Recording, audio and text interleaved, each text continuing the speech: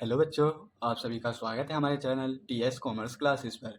आज हम क्लास 11 का 5th चैप्टर जिसका नाम है अकाउंटिंग इक्वेशन उसके प्रैक्टिकल प्रॉब्लम क्वेश्चन नंबर 1 करने जा रहे हैं। आइए हम सबसे पहले क्वेश्चन पढ़ते हैं, फिर फॉर्मेट बना के उसको सॉल्व करेंगे। सबसे पहला क्वेश्चन है हमारा, what will be effect of the following on the accounting equation.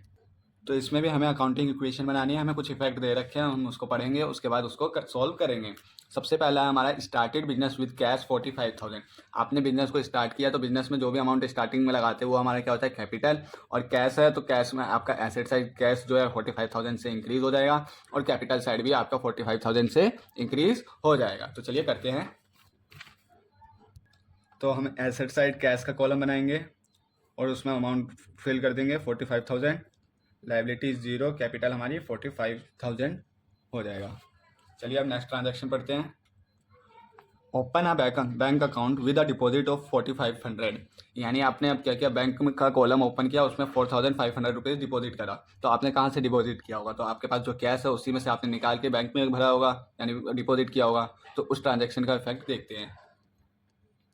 तो आप एसेट साइड बैंक का कॉलम बना देंगे।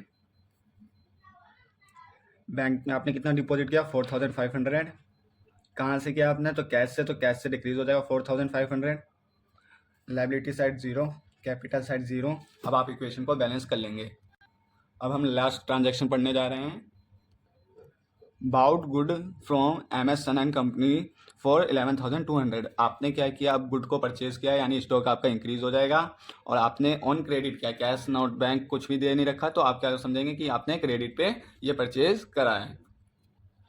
तो आपने परचेज किया, अबाउट किया, तो आपका स्टॉक बढ़ जाएगा। तो आप स्टॉक का कॉलम बनाएंगे एसेट साइड।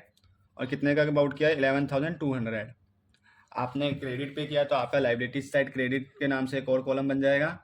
और 11,200 रुपीज़ क्रेडिट में आप पुट कर देंगे, फिल कर देंगे। आइए अब इक्वेशन को बैलेंस करते हैं। तो हमने बैलेंस कर लिया है। आई होप आपको ये क्वेश्चन अच्छे से समझ में आया होगा। अगर आपको कोई भी डाउट हो तो आप कमेंट बॉक्स में पूछ सकते हैं। Thank you.